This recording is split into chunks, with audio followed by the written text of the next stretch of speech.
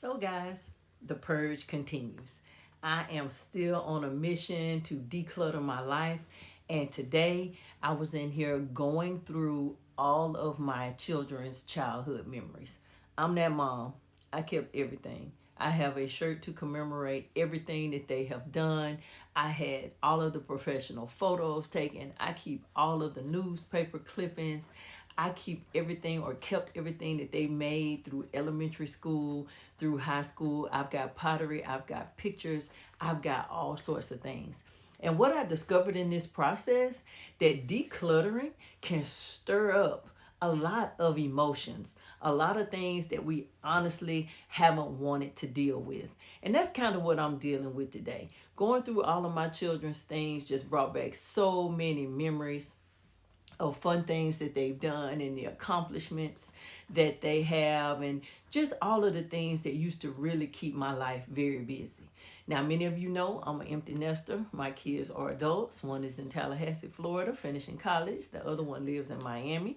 And I have been on a mission to declutter my home and save the things for them that I think are, really good memories, or things that I thought that they may want to have. Medals that my son got in his weightlifting things. My daughter's jersey was retired when she played volleyball. Just so many things. I have so many things that belong to them. My niece, who is in between the two of them, has also lived with me her entire life. And so I have all of her things, and I've started to collect things from her 7-year-old. So I am a collector of things. And going through these things just brought up so many emotions and, memories for me. And, today was one of those days. So, I had to just hop on here and just have a little chat with the season gang about what that feels like and why we absolutely have to do it, even when we keep putting it off. Now, I told you guys I ordered some totes from Amazon some time ago. I was creating totes for each one of them with all of the things that I thought they might want to keep, that, the memories that they want to keep. And I was working on doing that. And I started reading some of the articles and looking at the pictures. And it brought up a lot of emotions for me. A lot of things stirred in my spirit. And I did get a little bit sad. But those are fond memories, and there's nothing wrong with acknowledging what your emotions are behind some of those things. We have had loved ones that have passed on, and we eventually have to go through their things and do away with some things and decide what we want to keep. And it can stir up emotions in us. I'm blessed to still have my children in my life, but through this process of decluttering and purging things from my home, I'm purging a lot of emotions as well. I have gotten rid of tons of clothes that no longer fit me. And what I came to realize is that I was holding on to a lot of stuff just in case. I told you guys I've gone through this weight loss journey a few times, and I was kind of afraid to get rid of some of my larger sizes. But what I had to realize, that holding on to those things means that I don't believe that I have the power to maintain what I need to maintain and do what I need to do. And that's absolutely not true.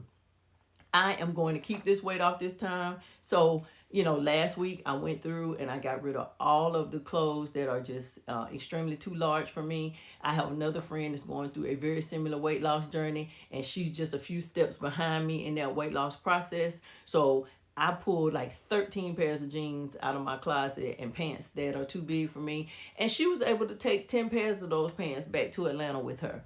The rest I gave away this past Thursday on my trip to the waterfront rescue mission, along with some suits and other things that I got rid of. So I had the pleasure of gifting or passing on some of these things to a friend of mine so that she can clean out her closet and give some things away and still have some things to wear. And your girl had 2 full closets in my bedroom. I have a full closet in my son's room, and I'm cleaning out the guest room as well. So I have taken over all of the closet spaces. So me not having clothes is not a thing. I have every size that exists. And like I said, I was just holding on to a lot of that stuff just in case. And that means that I don't believe in myself. And the last thing that I need is to be going through this weight loss journey with being, two-minded, thinking I'm going to do it, I'm going to keep the weight off this time, but I'm going to keep this size 16 in the closet just in case. That's that contradicts what I'm trying to do. And I absolutely do not want to do that. Sorting through a lot of things, you recognize that you're going through, sorting through different seasons in your life. different identities, and sometimes grief. And it can be a lot. It can be a lot to handle. And today's one of those days. And instead of feeling sorry for myself and having a pity party because I'm home alone, going through a whole bunch of memories and don't have anybody to talk to, I decided to jump on here and talk to you guys because I know that many of you are probably dealing with some of the very same things when you're having to declutter your lives. And you look at some of the things and you remember some of the places that you were in your life and some of the things that went on. And while you're grateful that you're no longer dealing with that, there are still memories and things that go along with it. I have everything. There are so many hobbies that I started and stopped. You know, guys, I tell you all the time, I'm a wine connoisseur. I make wine. It started to feel like work, so I hadn't done it in quite some time. And what I discovered was a whole case of wine in a closet that has aged gracefully. And I was happy to find it. And it reminded me, I may start doing it again. I just don't know, because I do like wine, but during this weight loss journey, that's not something I can consume. So I'm going to push it back in the closet, and I'll get to it when I get to it. What I've learned about this whole purging process and this decluttering process is that you can let some of the things go and still hold on to the memories. Just because I don't have certain things in my possession anymore doesn't mean that I don't have the memories attached to those things. So sometimes we just have to kind of let things go and just hold on to the memory of those things. You know, I have so many pictures back in the day before cell phones. You know, we had photographs developed, and I have pictures everywhere. I know that there's services around that will turn those photos into digital, and I'm going to try to find some of that because I have so many pictures of so many different things. And my grandmother had a bunch of pictures, and there are a lot of things that, you know, we want to make sure that everybody in the family is aware of and that they have some memories of. But this is about purging my house at this point. I'll get to all those pictures and all that, those other things, you know, a little bit later. But I was just a little emotional today, going through some of my kids' things, and I just wanted to pop on here and talk to you guys about it. And I just got a couple of tips that could possibly make this decluttering process go a little bit easier for you guys. And the first one is to start small. You can't do it all at one time. Go slow and do it with intentions, because if you get overwhelmed and you hop from one thing to the next thing to the next thing, we tend to not get things done. So go slow and be intentional. And I have used nights and weekends to be able to do that. One of the things that I really try to focus on is making sure my trash can is full when the utility authorities come to dump it. So I try to put a lot of focus into getting things decluttered on Sunday, Monday, and Tuesday, because my trash goes out on Wednesday morning. And then I kind of take a break on Thursday, Friday, and Saturday, and then hop back on it, you know, at the beginning of the week on Sunday. Sunday is typically a down day for me, and I have time to go through some things and do some things, and that's what I've been doing. So one of the tips is to go slow, be intentional, and then do it at a time in which you may be able to do away with the things in the trash. Or I'm off on Thursday, so everything that I get done on Tuesday, what doesn't go out on the trash on Wednesday, I load up in my vehicle and I take it to the waterfront rescue mission so that somebody else may be able to use it on Thursday. So I'm very strategic in this decluttering process. I'm not starting something and then stopping and going back and forth. I am starting, I am getting things done, and I'm hoping to come to the end of this project at some time. But I also want to encourage you to move at your own pace. If you need to process some emotions or some feelings surrounding some of the things that you're finding, make sure you take the time to do that. Don't just push it to the side or say I'll get to it later, or wait until another time to get to it. Process those emotions, sit in it, and understand why you're feeling the way you're feeling. Now, while you're processing those feelings, you need to ask yourself some questions. Is this something I can part with? Is this something that I need to address further? Are these feelings something that I need to dig a little bit deeper? Or am I just being a little bit nostalgic about what I'm going through?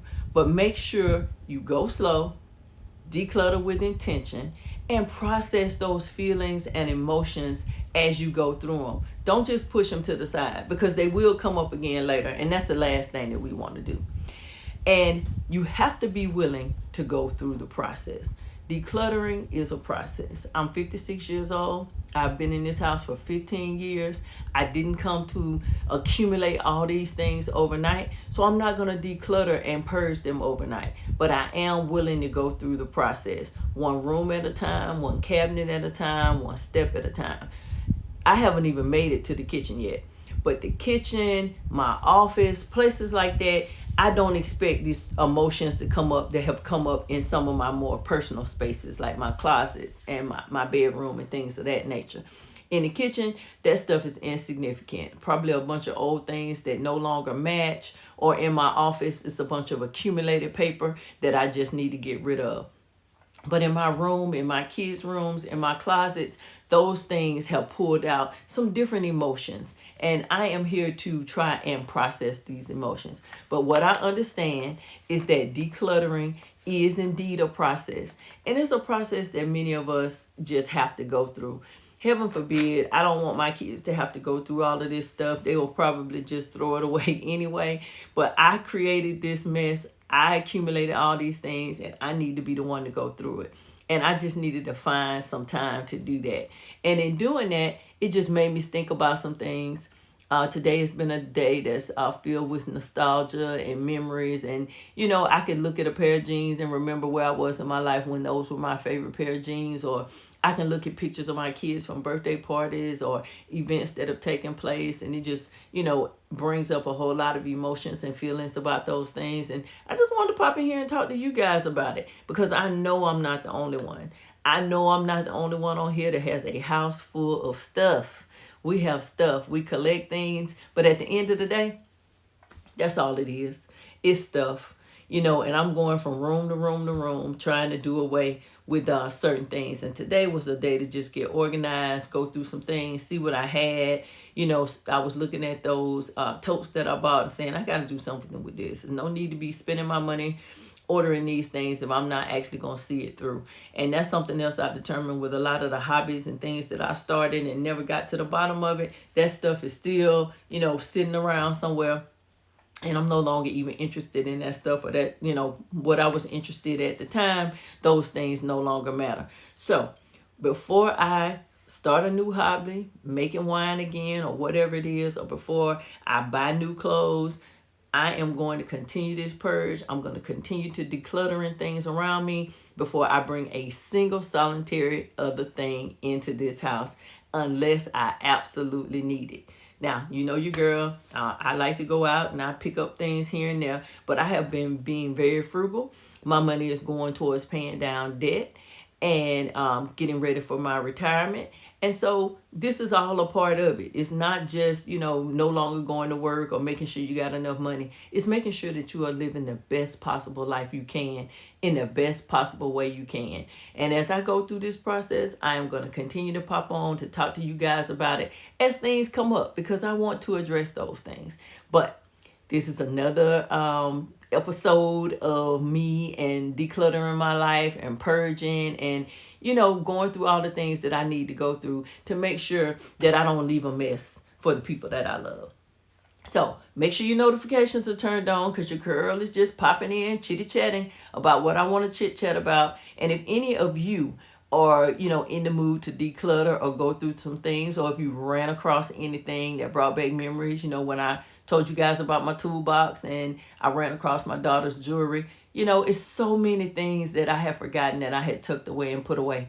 And I'm sure many of you have done so as well. So make sure your notifications are on, like the video, subscribe to the channel. And until the next time, the Seasoned Lady is signing out. I hope each and every one of you have a fabulous day. Toodles.